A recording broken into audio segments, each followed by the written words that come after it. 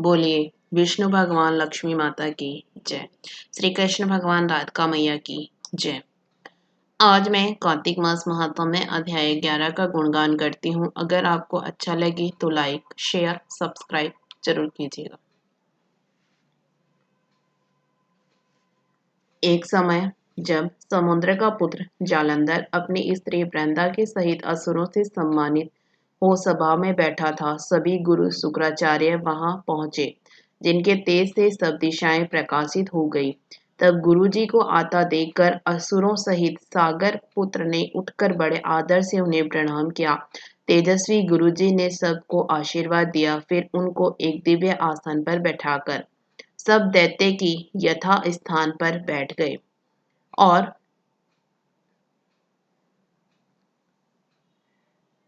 सागर पुत्र ने नम्रता से यह प्रश्न किया कि हे गुरुजी, राहु का सिर किसने काटा था?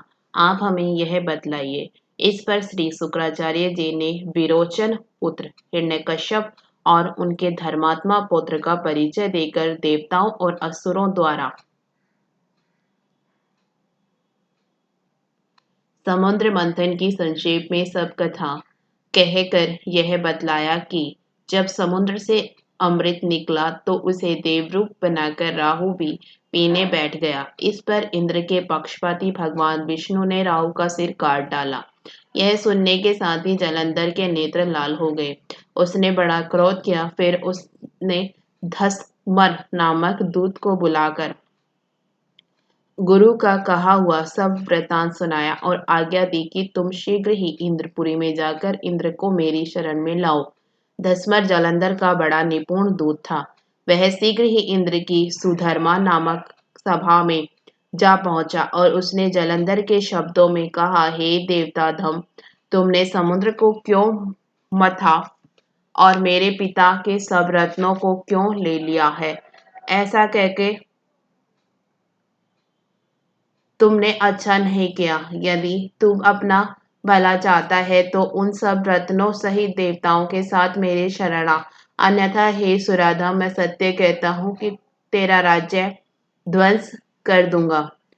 इंद्र यह सुनकर बहुत विस्मित हुआ और कहने लगा, पहले सागर में ने मेरे भय से सब पर्वतों को अपनी कुक्षी में क्यों स्थान दिया और मेरे शत्रु दैत्यों की क्यों रक्षा की? इसी कारण से मैंने उनके सब रत्न हरण किए हैं। मैं सत्य कहता हूँ कि मेरा द्रोही सुखी नहीं रह सकता। इंद्र की बात सुनकर वह दूत शीघ्र ही जालंधर के पास आया और सब बातें उसे कह सुनाई, जिन्हें सुनते ही वह दैत्य क्रोध के मारे अपने होठों को काटने लगा और देवताओं को जीतने के लिए उसने उद्योग आरंभ किया। फिर तो सब दिशाओं तथा पाताल से करोड़ों दैत्य उसके साथ पास पहुंच गए। शुंभ निशुंभ सेनापतियों को साथ लेकर जालंधर इंद्र से युद्ध करने लगा। शीघ्र ही इंद्र के नंदन वन में अपनी विशाल सेना उतार दी। वीरों के शंख ध्वनि और घोर गर्जन से इंद्रपुरी गूंज उठी। अमरावती छोड़ देवता उनसे युद्ध करने चले। भयानक मार काट हुई। दोनों पक्षों के आचार्य अपने अपने मृतकों को जिलाने लगे। असुरों के आचार्य गुरु शुक्र अपनी मृत संजीवनी विद्या से और देव गुरु बृहस्पति द्रोणागिरी से औषधि लाकर मुर्दों को जिलाते रहे। इस पर जालंधर ने अपने गुरु शुक्राचार्य जी से क्रुद्ध होकर कहा, मेरे हाथ से मरे हुए देवता जी कैसे जीते हैं? दिलाने वाली औषधियां तो सब आपके पास ही हैं, फिर ये कैसे संभव है? इस पर श्री शुक्राचार्य जी ने गुरुदेव श्री बृहस्पति जी द्वारा द्रोणागिरी से औषधि लाकर देवताओं के जिलाने की बात कह दी। यह सुनकर जालंधर और भी क्रुद्ध हो गया। श्री शुक्राचार्य जी ने कहा, क्रुद्ध क्यों होते हो? यदि शक्ति है तो द्रोणागिरी पर्वत को उखाड़ कर समुद्र में फेंक दो, तब मेरे कथन की सत्यता प्रमाणित हो जाएगी। इस पर जालंधर क्रुद्ध होकर शीघ्र ही द्रोणागिरी पर्वत के पास जा पहुंचा और अपनी भुजाओं द्वारा उसे जड़ से उखाड़कर समुद्र में फेंक दिया। वह भगवान शंकर का तेज था, इसमें जालंधर की कोई विचित्रता नहीं।